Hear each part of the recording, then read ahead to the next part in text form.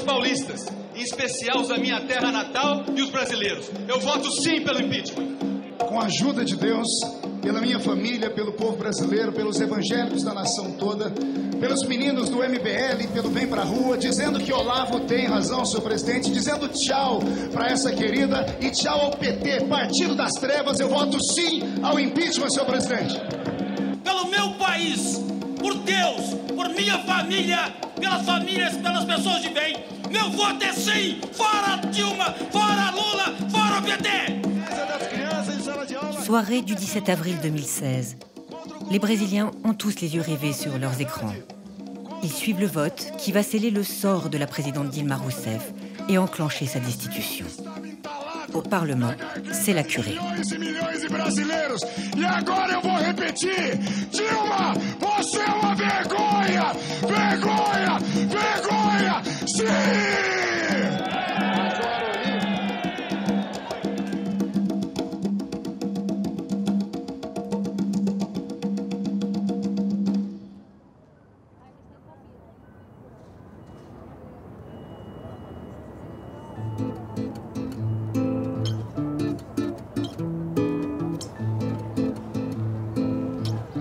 Le lendemain, le réveil des Brésiliens est un peu difficile. La destitution de la présidente Dilma a été engagée par une écrasante majorité des députés. Dans un flot de déclarations haineuses, ils l'ont chassée. 1 an et demi à peine après son élection, malgré les 54 millions de personnes qui lui avaient fait confiance pour un second mandat. Certains s'en réjouissent, d'autres dénoncent un coup d'État, mais partout dans le pays flotte un parfum de malaise. Les députés censés les représenter et incarner le futur du Brésil ont voté au nom de leur famille, de leurs fils, de leurs femmes, d'anciens tortionnaires ou de leurs dieux. Pas au nom du peuple ou du pays. Pour la première fois, le peuple a vu le vrai visage de ses élus.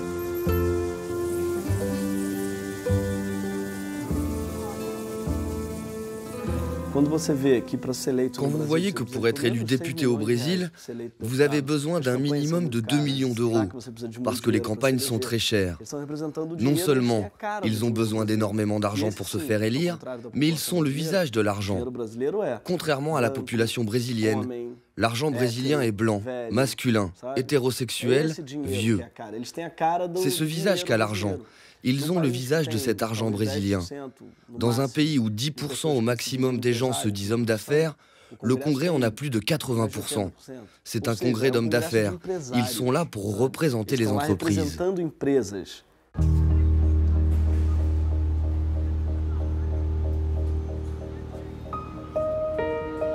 Comment se réveiller dans un pays, le sien, quand il vous a retiré ce que le peuple avait choisi?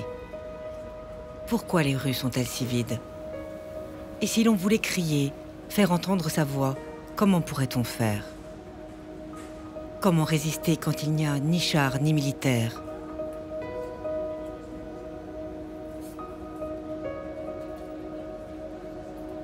Comme tous les gens de sa génération, Gregorio a grandi dans une démocratie.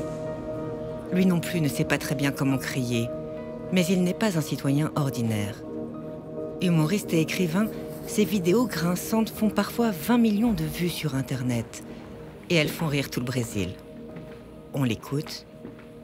Il peut poser des questions. Y compris à la présidente qui va bientôt quitter son palais.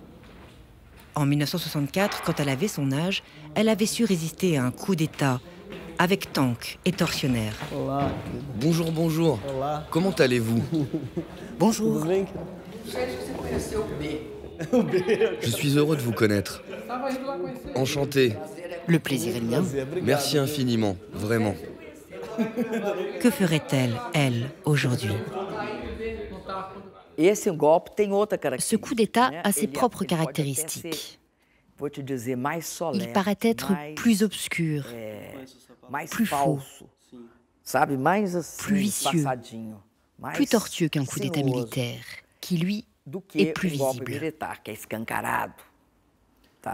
Maintenant, il n'est pas violent. Enfin, d'un certain point de vue, il n'est pas violent. Je vais t'expliquer en quoi il n'est pas violent. Il n'enlève pas directement. Il va toujours essayer de diminuer tes droits. Mais il ne peut pas, à cause de ses caractéristiques propres, en finir avec la liberté d'expression, la liberté de manifester, ordonner à la police de t'emprisonner. Il ne peut pas faire ça. Donc, je crois que votre résistance est fondamentale. Pourquoi? Parce que votre résistance grandit les institutions. Je vais te donner un exemple plus concret.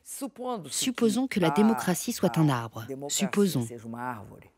Un coup d'État militaire est comme une hache qui va couper l'arbre et à partir de là, fait tomber le gouvernement et fait tomber le régime. Ce coup d'État, si la démocratie est un arbre, c'est comme si l'arbre était attaqué par des parasites, des champignons, qui entrent dans toutes les institutions. Quel est le combat mené contre eux? Le combat, c'est d'élargir l'espace démocratique, la discussion, le débat, l'explication des positions. Le meilleur combat contre ces parasites, c'est l'oxygène démocratique, l'oxygène de la critique, du débat, des positions, de la différence, de dire ce qu'on pense. C'est ça qui est le meilleur instrument.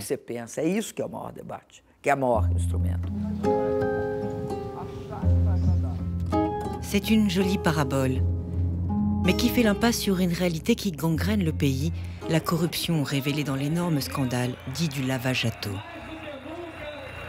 Un petit juge de province, enquêtant dans une station de lavage pour auto sur une banale affaire de blanchiment d'argent, a déclenché une onde de choc dans tout le pays.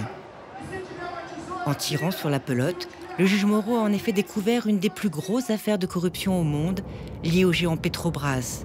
Ce groupe pétrolier public a été pillé de plus de 3 milliards d'euros pour financer tous les partis politiques, dont le PT de Dilma Rousseff. Moreau et les autres juges de sa circonscription n'ont pas flanché. Il y a désormais au Brésil des chefs d'entreprise et des élus en prison, ce que le pays n'avait jamais connu. La présidente, même si elle n'a pas été personnellement impliquée, n'a pas survécu au scandale. Mais le système politique chaotique du Brésil, lui, est toujours en place. Pour comprendre ce système de corruption, il faut comprendre comment fonctionne le système politique brésilien, qui est un système présidentiel de coalition. Pour que le président réussisse à former sa coalition, une pratique s'est établie selon laquelle les partis indiquent des personnes pour qu'elles soient nommées directeurs de la Petrobras ou occupent des grands postes publics, comme des ministères d'État par exemple. Si le président donne son accord, alors ces partis lui donnent en échange leur appui politique. Mais ce qu'on constate, c'est que ces nominations, pour être au poste du directeur de la Petrobras ou de ministre d'État, se faisaient afin que ces personnes récoltent des pots de vin pour financer leur propre parti politique. Comme depuis 2002, celui qui était au pouvoir, c'était le Parti des travailleurs, le PT, alors c'était naturel que les preuves surgissent contre ces personnes liées au PT ou au parti qui appuyait le PT. La critique, le débat, les opinions sont l'oxygène de la démocratie, dit Dilma Rousseff. Gregorio a quelques outils en plus, la dérision, l'humour et un public. Avec une poignée d'amis, il a monté un site sur Internet, Porta dos Fundos, l'entrée de service en français, qui a compté jusqu'à 2 millions d'abonnés. Il fait rire le Brésil au moins 2 fois par semaine, en épinglant les puissants et les idiots, dont les politiques vénaux, prêts à trahir tous leurs amis contre des réductions de peine, ou des policiers plus soucieux de taper à gauche qu'à droite. Foi o senador do PSDB que aceitou a propina. Foram mais de 25 milhões de reais desviados da Vale e 35 milhões desviados da Petrobras. Vai falando aí, tô te ouvindo, deputado. Acho que... Não, sim, esse aqui, não sei se te ajuda, mas é um jantar que teve em Paris. Essa aqui é a continha do jantar. 50 mil reais foram gastos de dinheiro público, né? O que tava lá? Foi uma reunião do aliados do PSDB com o PMDB. Tá em francês isso aqui. O que é isso aqui, ó? Esse aí é arroz de Lula. Machado, pode emitir mandado de prisão. La vidéo délation a provoqué des réactions violentes, parce qu'on a ri de la police fédérale qui s'occupe des enquêtes et qu'on a ri de la partialité de la police fédérale qui prend bien plus de gens de gauche. Enfin, quand je dis de gauche, c'est le Parti des travailleurs, le PT, qui n'est plus tant à gauche. Elle s'occupe bien plus de la corruption du PT que de celle du parti de droite, le PSDB. Et ça a choqué, car la police au Brésil est une institution sacrée.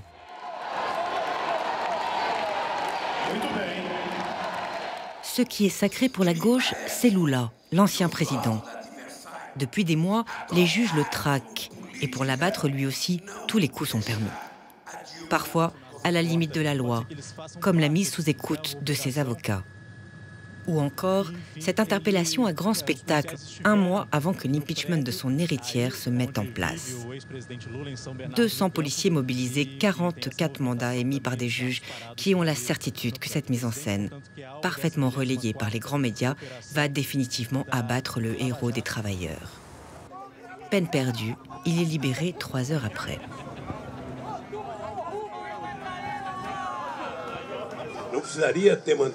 Moro n'avait pas besoin de déployer toutes les forces de la police fédérale chez moi au petit matin, dans la maison de mon fils. Il n'en avait pas besoin. Il aurait suffi de nous convoquer. Avant lui, on était des démocrates. Avant eux, on faisait les choses correctement dans ce pays, parce que pendant qu'ils ne faisaient rien, on luttait déjà pour que le pays conquiert le droit à la liberté d'expression, le droit à une presse libre, le droit de créer des partis politiques, le droit à la grève. Donc il suffisait de nous convoquer. Lamentablement, ils ont préféré utiliser la puissance, l'arrogance. Un show, un spectacle de pyrotechnie. Et le show continue. Quand le juge convoque la presse, elle accourt. Aujourd'hui, le ministère de la Justice accuse M. Luiz Inácio Lula da Silva d'être le commandant suprême du régime de corruption identifié dans l'affaire du lavage à taux. Vous pouvez revenir en arrière, là? Non, revenez en arrière. Allez, revenez en arrière. Non, là, c'est en avant. Pour lui, c'est très clair, pour d'autres, nettement moins. Et surtout sans preuve, ce que le juge reconnaît à demi-mot. Nous allons maintenant vous présenter une conjonction d'évidences et de contextes qui nous font conclure, au-delà de tout doute raisonnable, que Lula a été le chef suprême de réseaux de corruption découverts dans le lavage à taux. Les réseaux sociaux éclatent de rire et se moquent de ce magistrat qui a des convictions mais pas de preuves.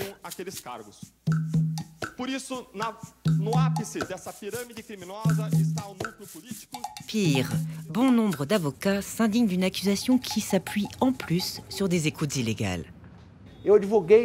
J'étais déjà avocat du temps de la dictature militaire. Dans les tribunaux militaires, les avocats étaient respectés, écoutés. Aujourd'hui, les avocats sont sous écoute.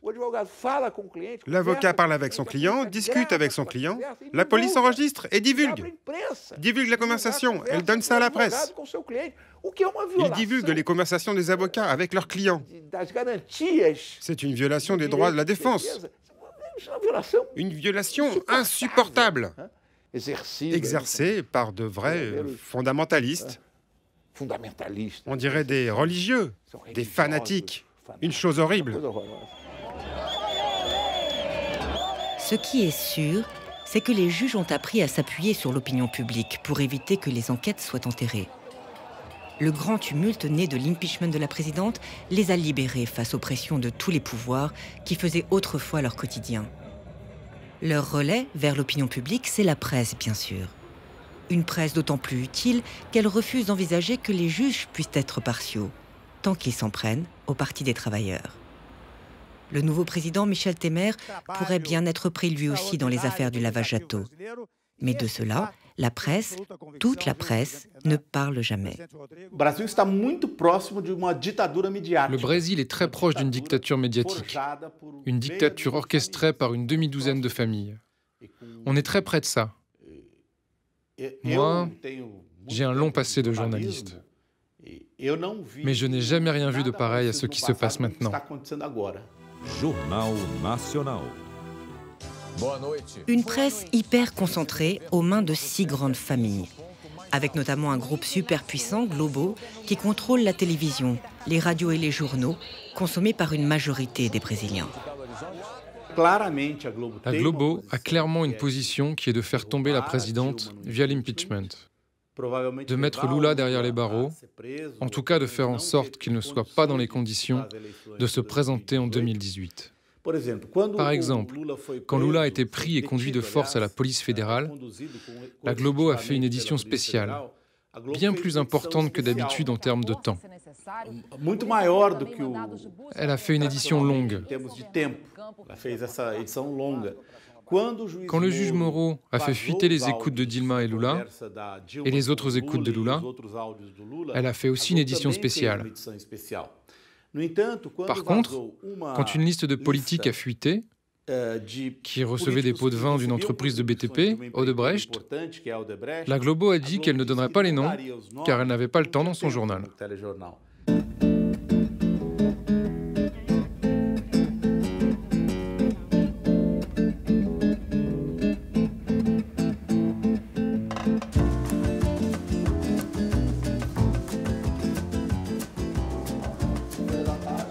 Gregorio a tout de même trouvé un journal qui lui a donné carte blanche. Il écrit toutes les semaines une chronique pour la Folha de São Paulo, le seul quotidien un peu libéral du Brésil. Ici au moins, on accepte la discussion. Deixar aqui, é só apoiar aqui. Vamos lá. Oui, il y a réellement eu cette critique. Les défenseurs du PT, de l'ex-président Dilma, ont beaucoup critiqué la grande presse, comme quoi on aurait aidé et contribué à ce qu'ils appellent un coup d'État. La Folha s'est positionnée contre l'impeachment. Elle ne voyait aucune raison à cette destitution. En revanche, ce que la Folha récuse, c'est l'appellation coup d'État, parce que les règles constitutionnelles ont été respectées. Excuse-moi Fabio, je trouve ça intéressant que tu dises qu'il n'y avait aucune raison pour l'impeachment. Parce que s'il n'y a aucune raison pour destituer la présidente, alors c'est un coup d'État, non? S'il n'y a aucune raison. Pas nécessairement. Un coup d'État ne respecte pas la Constitution. Or là, les règles de la Constitution ont été suivies. C'est un procès kafkaïen. Le procès de Kafka est parfait lui aussi. Légalement, tout est fait dans le respect de la loi, tout va bien, mais en fait, le type n'a rien fait.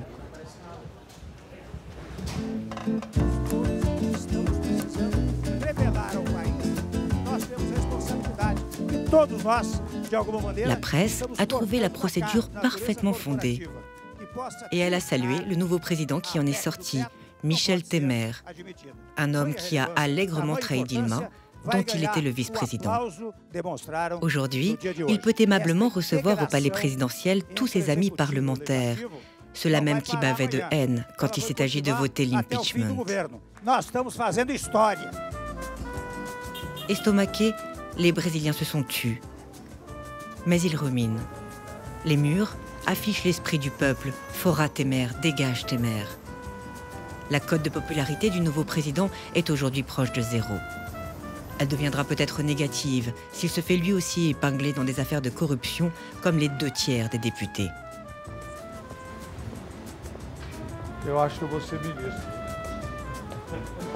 Temer n'a aucune légitimité populaire.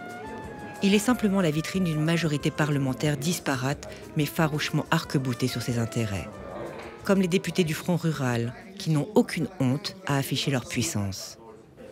L'agriculture est la base du pays. Et si vous ne mettez pas de ministre qui parle la même langue que notre Front rural, il ne reste pas longtemps.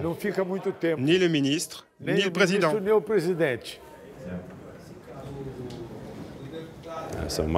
Nous sommes plus de 200 parlementaires qui composons ce front rural au Congrès qui défend l'agriculture brésilienne, qui est aujourd'hui le cœur, le poumon de l'économie du Brésil. Ici, nous avons le plus grand producteur de soja du monde, Blairo Maggi. Nous avons avec nous le plus grand producteur de jus d'orange du monde. Il fait partie de notre groupe. Nous avons ici les 3 plus grands éleveurs du monde. Ils en font partie aussi. Les 4 plus grands producteurs de coton du monde. Ils en font partie. Et il y a aussi les plus grands exportateurs de produits agricoles brésiliens. Rien que du beau monde, à côté duquel le député Carlos Heinz ferait presque petit paysan. J'ai environ 1600 hectares.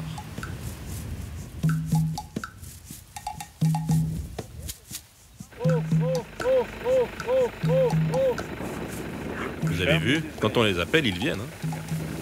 Le député est un modèle de réussite à la brésilienne. Sous le règne des militaires, il y a eu un développement de l'agriculture. Si le Brésil récolte aujourd'hui 200 millions de tonnes de grains, si elle a un cheptel, aujourd'hui 200 millions de têtes, tout cela a été initié à ce moment-là.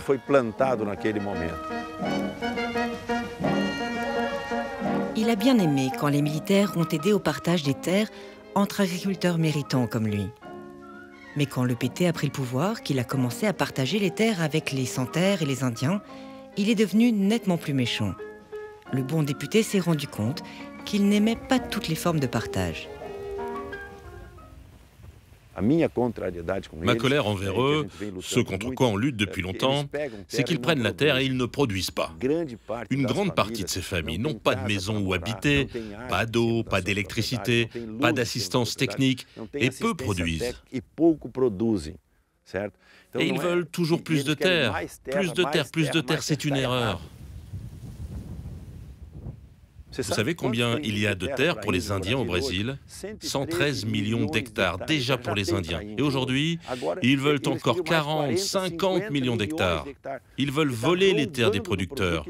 C'était ça le projet du président Lula et de la présidente Dilma. N'importe quoi.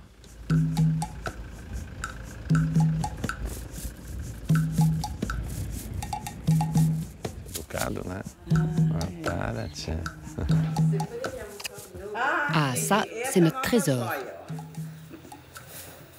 C'est la famille? Oui, c'est la famille.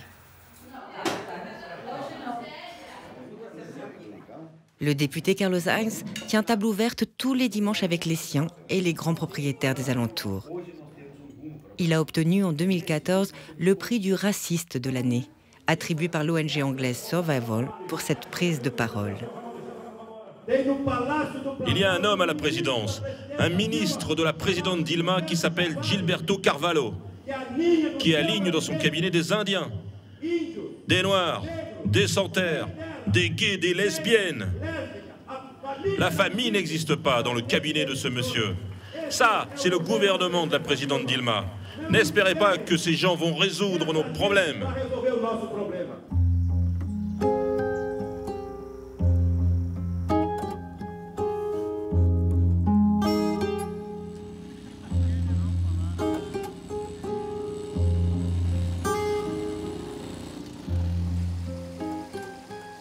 Les sans-terre, les Noirs, les Indiens ou les lesbiennes incapables de rien faire, il y en a pas très loin de chez lui. Environ 1500 familles ont occupé, il y a plus de 20 ans, quelques centaines d'hectares à Nova Santa Rita et créé une coopérative agricole, exclusivement bio. C'est aujourd'hui une petite Floride et une entreprise qui fait bien vivre des paysans, autrefois sans terre.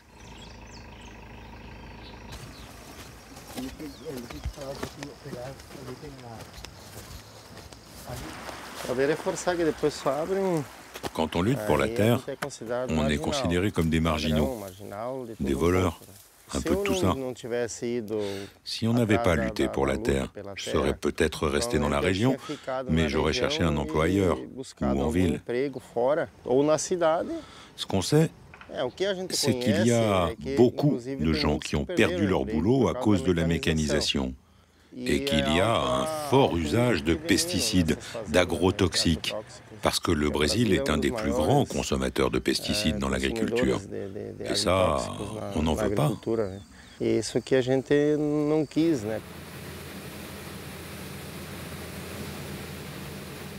Ils ont bien fait.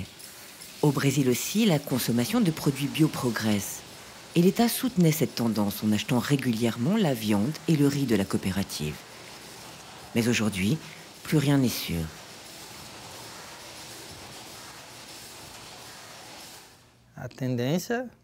Ce qu'on sent avec le gouvernement Temer, c'est un retour en arrière, en très peu de temps.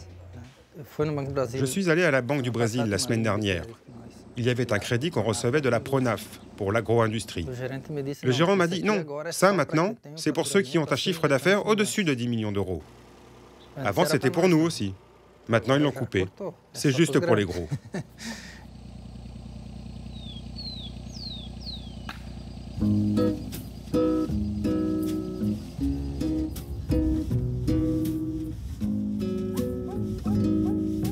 Dans les régions les plus pauvres du Brésil, comme le Sertão au nord du pays, les décisions du nouveau gouvernement se font déjà sentir. C'est là que Lula et Dilma avaient engagé le plus de programmes de soutien aux petits agriculteurs. Des programmes de formation, d'achat des productions ou des programmes aussi concrets que des aides à la construction de citernes, vitales dans ces régions arides. Eliomar sera sans doute un des derniers à en bénéficier. Ça va changer beaucoup de choses pour nous, parce que, mon Dieu, il n'y a pas d'eau ici. Elle tombe une fois par semaine. Mais grâce à cette citerne, ça va changer la vie de beaucoup de gens ici.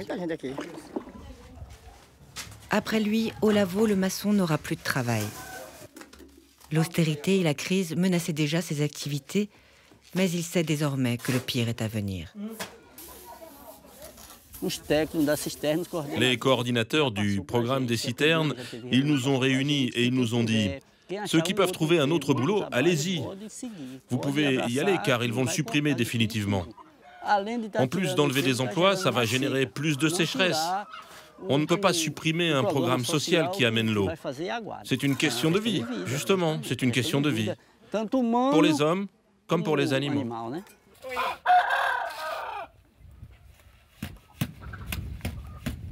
De cela, la grande presse ne parle pas non plus. Les médias alternatifs, si, et ils se développent vite.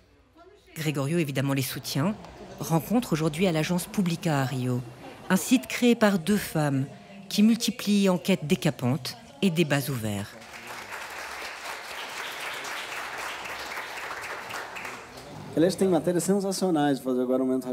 Vous avez des articles sensationnels, c'est explosif. Il y en a un qui m'a fasciné. Publica a répertorié les sites de droite pour essayer de comprendre pourquoi Internet a été subitement digéré par la droite et comment cela a été possible. C'est un travail d'enquête formidable que les journaux n'ont pas la volonté de faire.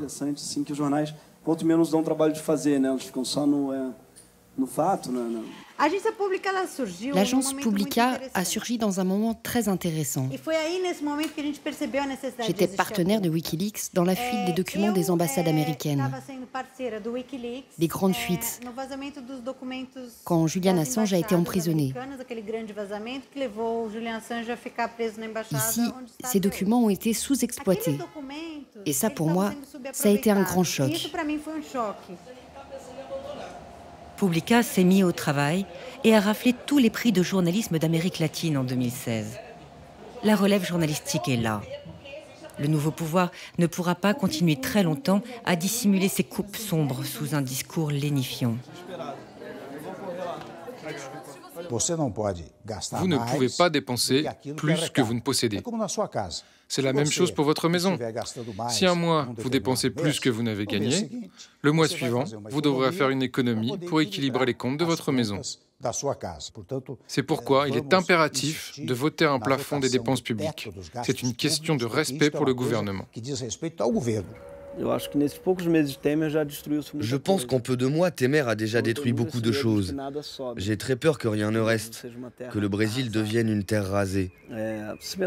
Dans les années 60, avec Jean Goulart, il y avait eu un projet de réforme agraire formidable, bien mieux que ce qui existe aujourd'hui. C'était il y a 50 ans, et il y a eu le coup d'État des militaires. totalement contre ce type de réforme agraire. Et ce projet s'est perdu. Le Brésil a toujours perdu sa chance de faire de belles choses. Mais il y a une différence avec 64, c'est qu'aujourd'hui, on a une capacité de mobilisation très forte, avec Internet, mais pas seulement. Il y a un peuple, je ne dirais pas éclairé absolument, parce que l'éducation est encore pauvre, mais un peuple plus éclairé, avec une jeunesse très en colère. Le nouveau gouvernement s'en préoccupe bien peu. Il a modifié la Constitution pour imposer un gel absolu des dépenses publiques pour les 20 ans à venir. Et il a à peine touché à l'ahurissant taux directeur de la Banque centrale, toujours proche de 13%. Grasse récompense pour les fonds spéculatifs qui financent l'énorme dette du pays. Le deal, le pacte qui liait les milieux financiers, bancaires et le loulisme, c'est vous faites des profits juteux, mais nous on redistribue. Bon, c'était un peu ça. Donc les banques pouvaient pratiquer aussi des taux qui étaient intéressants et qui entretenaient la rente au Brésil. Aujourd'hui, plus question de prendre banquiers et financiers de front comme l'a fait Dilma Rousseff en 2012, quand elle a voulu toucher au taux et donc au profit. La réaction du secteur bancaire a été virulente. Les secteurs bancaires ont à ce moment-là vu Rousseff comme un adversaire. Et ça a été un point important absolument, non pas dans la bascule, disons, directe. On ne peut pas dire que ça égale la destitution, mais ça égale l'alerte qui montre qu'il y a un retournement d'alliance au sein des pouvoirs brésiliens, où le secteur bancaire, le secteur financier considèrent que désormais, le gouvernement pétiste est un gouvernement qu'il faut éliminer et qui ne correspond plus du tout à ses intérêts. En 2012, le Paraguay voisin a connu lui aussi une mésaventure à la brésilienne. Le président progressiste Fernando Lugo, artisan d'une grande réforme agraire, opposé au lobby des OGM et plutôt de gauche, a été destitué en 24 heures, à la suite de violents affrontements entre paysans et policiers. Prétexte idéal, monté en épingle par une presse partisane et des députés souvent corrompus. Lugo, peu sensible aux sirènes de la finance, n'a pas eu les moyens de résister et ceux qui l'avaient jeté à terre se sont immédiatement récompensés. Dès la première semaine, il y a eu un décret du pouvoir exécutif qui permettait aux multinationales d'importer des semences transgéniques, quelque chose que nous freinions. Ça, c'est le premier point.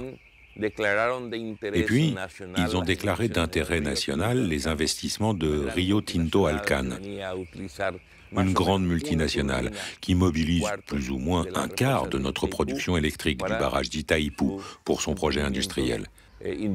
Ce furent les deux faits les plus significatifs.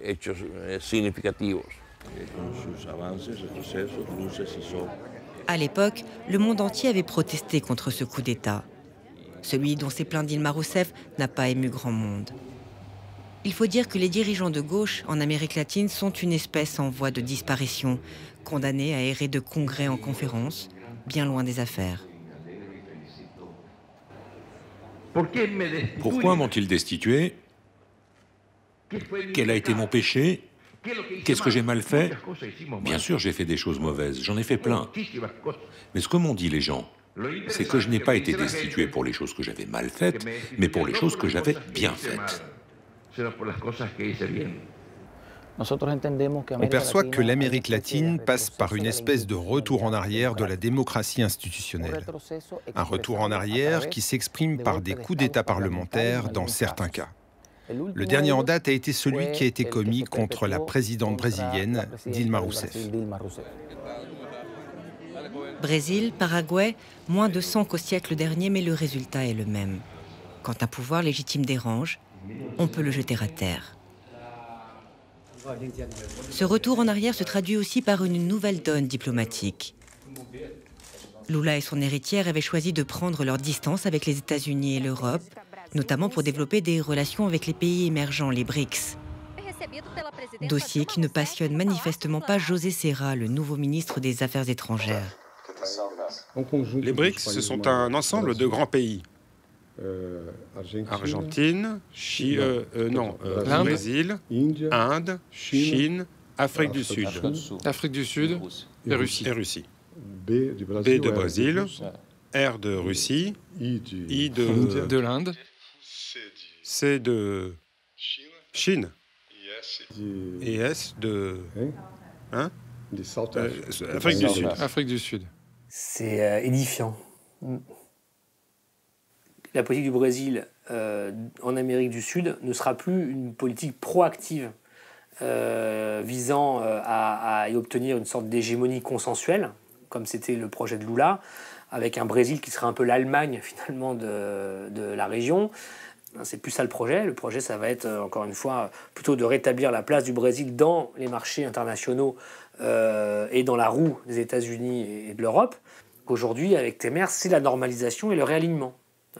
C'est vraiment cette idée d'un Brésil qui va essayer de tirer profit de sa situation de vassalisation par rapport à Washington. Les États-Unis n'ont pas condamné l'impeachment de Dilma Rousseff en affirmant faire confiance aux institutions démocratiques brésiliennes. De fait, les apparences sont sauves. Comme prévu, on prépare les élections municipales au Brésil.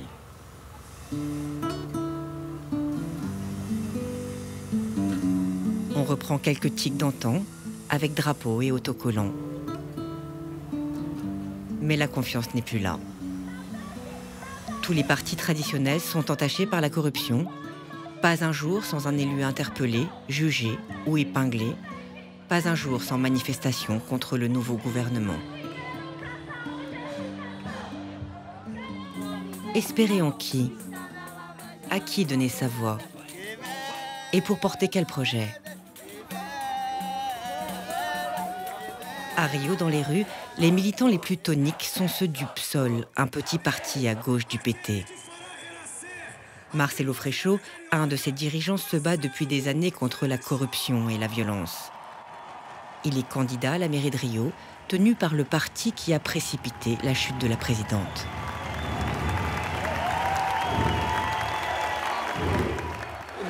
Défaire les centristes du PMDB, c'est garantir plus de démocratie dans la ville, plus de participation, faire que l'éducation, la santé, le logement puissent être effectivement des priorités pour ceux qui en ont besoin. Tout ce qui semble important à Grégorio Duvivier, il lui apporte donc son soutien.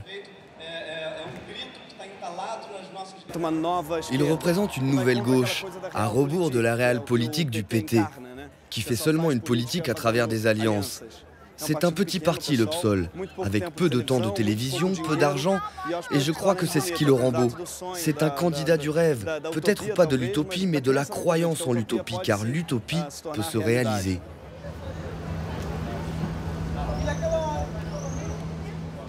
Face à l'utopie, il y a de redoutables adversaires. A priori, des gens de paix, comme les fidèles de cette église évangélique, gérée par un pasteur milliardaire, Silas Malafaia.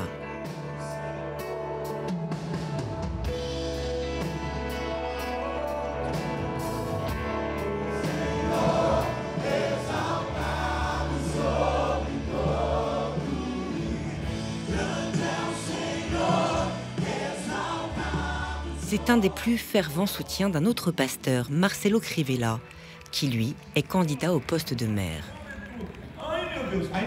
Malafaia a jeté sa fortune, ses fidèles et son fondamentalisme dans la bataille. Dans un Brésil déboussolé, ses prêches provocateurs font affluer conversion et surtout les dons. Mets le film sur l'écran, mon fils, s'il te plaît. Ce n'est pas rose. Non, il n'y a pas de rose dans cette église. Il y a du rose ici? Non, c'est pas le mouvement gay qui travaille ici. Coupe, coupe mon fils, coupe. Je suis en faveur de Crivella, car de l'autre côté, avec tout le respect, qu'est-ce que c'est que le PSOL? Qui est Freixo? C'est ce que j'ai combattu toute ma vie entière. Ce type est en faveur des Black Blocs, les mecs qui ont cassé la ville, il est pour la libéralisation des drogues, pour la professionnalisation de la prostitution, pour l'idéologie du genre, qui dans ce pays est une honte. Ils veulent enseigner, érotiser les enfants à l'école, ce qui est interdit par la Constitution. Donc ce type est tout ce pourquoi on est contre. Que Dieu nous délivre d'un type comme ça. Oui, ma fille, je l'attaque avec force. Les choix idéologiques de ce type, c'est la pire gauche qui existe. Il est marxiste. Marcelo Crivella, l'évangélique pur et dur, surfant sur la vague du tous pourri qui submerge le Brésil, va prendre la mairie de Rio avec plus de 60% des voix.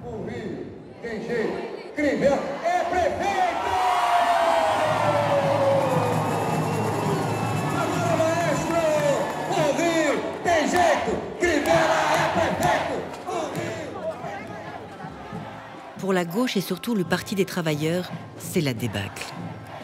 Avec une présidente déchue, des ministres et des élus empêtrés dans le scandale du lavage à taux, et un père fondateur, Lula, toujours dans la ligne de mire d'un juge têtu, le PT perd 60% de ses mairies. Son pire reflux depuis 20 ans. Signe supplémentaire de l'écœurement, l'abstention, théoriquement interdite, est devenue massive.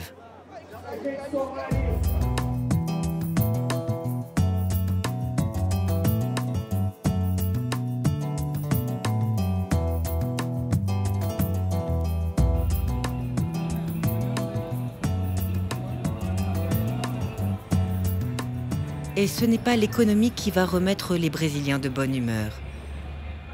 Itaboraí, en face de Rio de Janeiro, devait devenir une mégapole pétrolière. Seulement les cours du brut se sont écroulés et les scandales liés à la corruption ont amené Petrobras à fermer un énorme complexe pétrochimique tout neuf. Du jour au lendemain, 30 000 ouvriers se sont retrouvés au chômage. Les magasins ont fermé, Itaboraí est devenue une ville morte et ses habitants, désabusés, en sont souvent réduits aux repas municipaux à 60 centimes. Alors, comme partout, les nouveaux pauvres d'Itaboraí se sont tournés vers les évangéliques. Comme ce jeune père de famille venu de Bahia, aujourd'hui chômeur, et qui n'a même plus les moyens d'acheter un ticket de bus pour rentrer.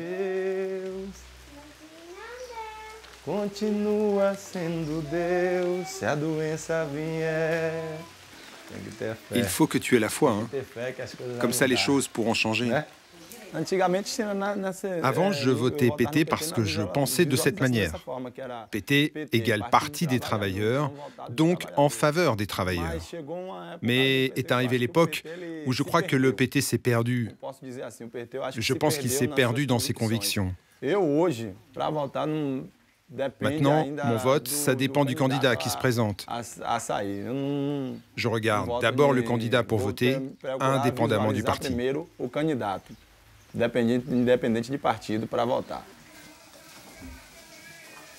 Il n'y a plus d'espoir dans les partis. Les évangéliques l'ont remplacé par la foi. Et en plus, ils distribuent des colis alimentaires.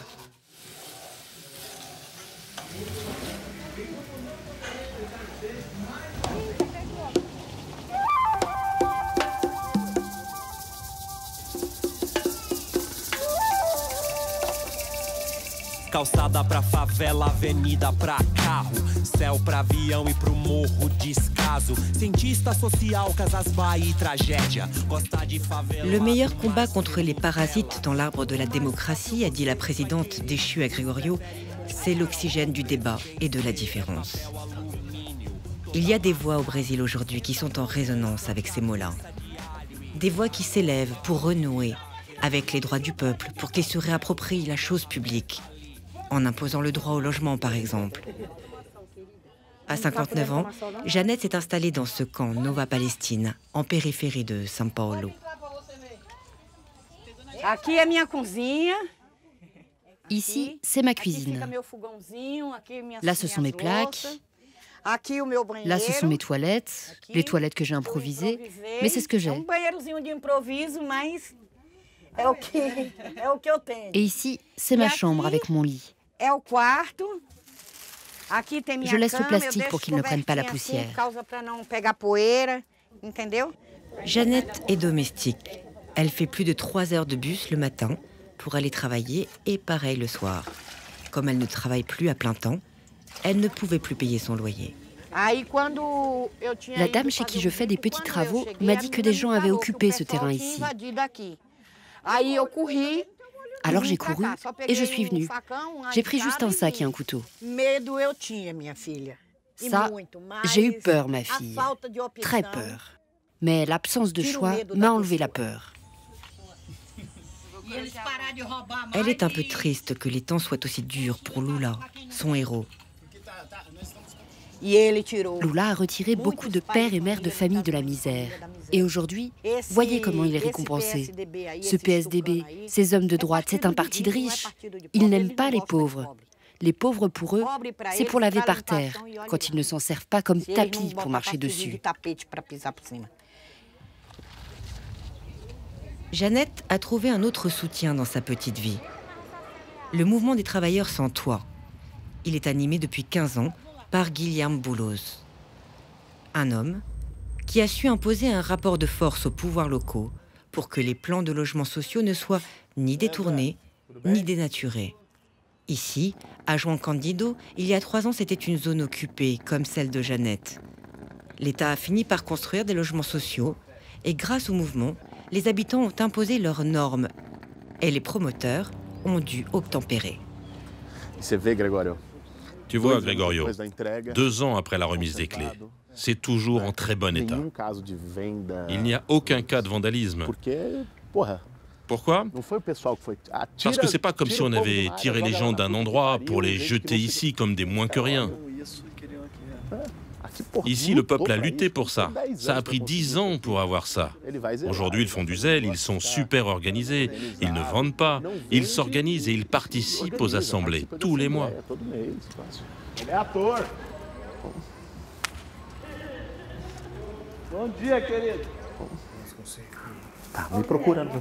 T'en veux? Il est pas trop sucré. Ah non, merci, c'est gentil. Mais là, j'ai l'estomac en ruine.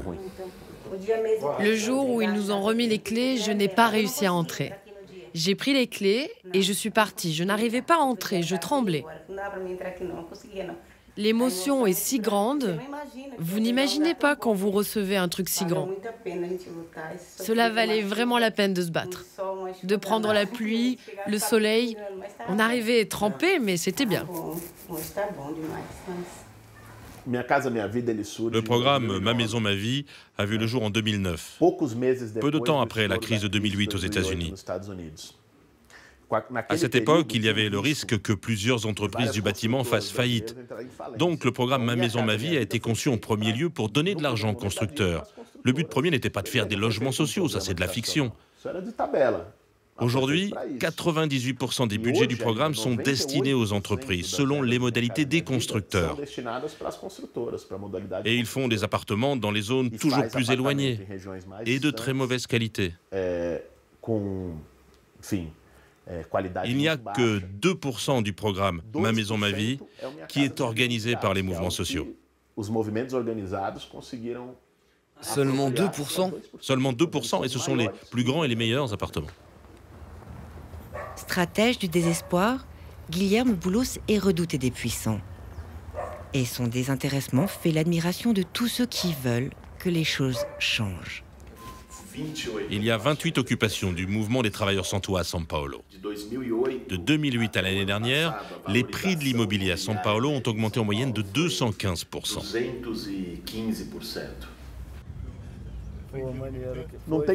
Les gens n'ont pas de quoi payer leur loyer, ils n'ont pas de lieu pour vivre. Il n'y a aucune politique publique en leur faveur. Ils s'inscrivent sur des listes et ils attendent 10 ans, 20 ans. Qu'est-ce qu'ils vont faire? Ils vont disparaître? Non, ils vont créer des campements.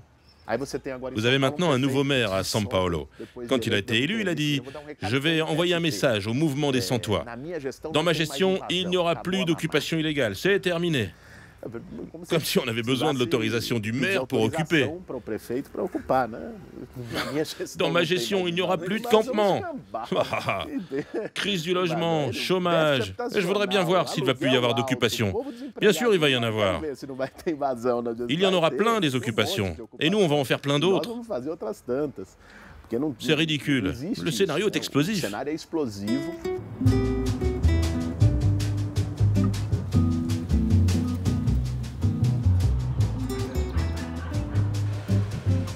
il y a d'autres territoires où on ne se résigne pas au Brésil. Fin 2016, une vague d'occupation a submergé collèges, lycées et universités. Les jeunes ont confisqué les clés et monté les écoles dont ils avaient besoin. Pour eux, facile de faire mieux. L'enseignement a toujours été un désastre au Brésil.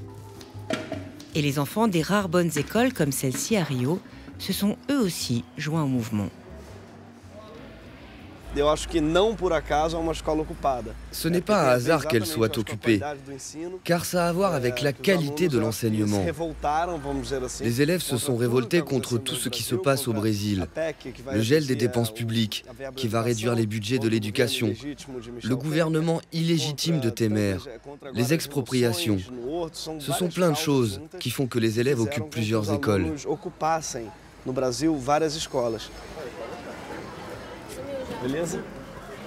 Salut, ça va Luisa? Merci de nous recevoir. Luisa et ses 15 ans, symbole du péril jeune, mais symbole aussi d'un Brésil qui remet de l'oxygène dans la démocratie. Ici, on est divisé en secteurs. On a le secteur de la communication qui parle avec la presse, les parents révoltés ou les flics qui veulent entrer. On a l'alimentation, ceux qui font la cuisine. Et on a le nettoyage, mais en réalité, tout le monde aide au nettoyage. C'est tout organisé comme ça. Chacun a un truc à faire. Je suis même fière de ça. C'est beau de voir les gens qui lavent les toilettes. Toutes les écoles occupées dans lesquelles je suis allé sont bien mieux qu'avant l'occupation. Exactement. Les comités d'occupation organisent aussi des cours, bien sûr, avec les professeurs qui soutiennent le mouvement. Et inviter une star comme Gregorio fait partie de leur nouveau projet d'école, qui doit être un lieu de débat et de discussion. Gregorio, tu n'as pas idée de la peur que j'ai des élections de 2018. Je vois la montée de ces fascistes. Ils arrivent et ils gagnent. Un matin, vous vous réveillez et quelqu'un vous dit « Mince, un fasciste est président ». Parler, discuter, débattre, c'est ce que conseillait la présidente. Facile avec des jeunes lycéens, mais avec des religieux illuminés et nostalgiques de la dictature militaire, c'est nettement plus dur. C'est impossible de discuter avec eux. Et en même temps, il est obligatoire de discuter avec eux, parce qu'on ne peut pas mépriser une partie de la population. On ne peut pas dire « je veux pas discuter, t'es un fasciste, tais-toi, dégage, va-t'en ». À eux, on ne leur dirait pas « va à Cuba, bien sûr, mais va. » Où vont-ils? Je ne sais pas. À Miami? Maintenant, comment parler avec quelqu'un qui pense que la dictature a été géniale et qu'il faudrait qu'elle revienne? Pour moi, la grande crise actuelle, c'est ça. Comment discuter avec eux? Je n'ai pas de réponse à ça. Si quelqu'un en a une, qu'il me le dise.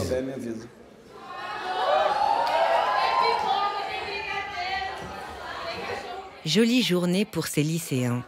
Fragment d'un Brésil qui n'a plus envie de se laisser faire.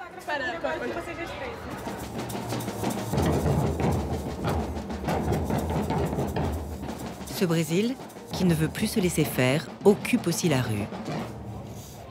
Quand des soupçons de corruption de plus en plus précis s'abattent sur le nouveau président, quand 6 de ses ministres ont déjà dû démissionner ou que Lula est toujours dans le viseur des juges, Guilherme Boulos transforme révolte et écœurement en énergie. Les sans-toit, les sans-terre, les artistes en colère, les Indiens menacés, les syndicalistes et les déçus du pétisme se regroupent sous la bannière commune qu'il leur propose. Povo sem medo, le peuple sans peur. Ils disent ensemble leur colère quand, par exemple, les députés, dont certains du PT, essayent de faire voter une loi qui absoudrait les élus corrompus. Nós repudiamos as tentativas do Congresso Nacional de uma parte dos deputados de fazer medidas para salvar a própria pele. Ceux-là disent aussi qu'il faut tout reprendre à zéro. Comme Gregorio, ils ne veulent pas que du chaos politique émerge un fanatique religieux ou un milliardaire populiste qui ramasserait la mise. Pour tout cela, le Brésil n'est pas mort, puisqu'il espère encore.